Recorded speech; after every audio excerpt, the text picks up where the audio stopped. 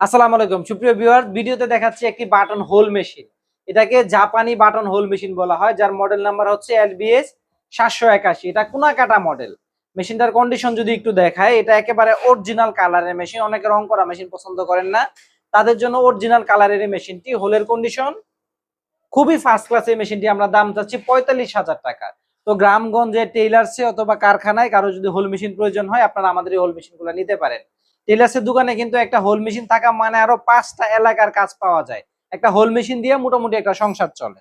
তো অবশ্যই আপনারা যারা হোল মেশিনের ভালো কাজ জানে, হোল মেশিনের ভালো কাজ জানা লোকের থেকে হোল মেশিন কিনবেন।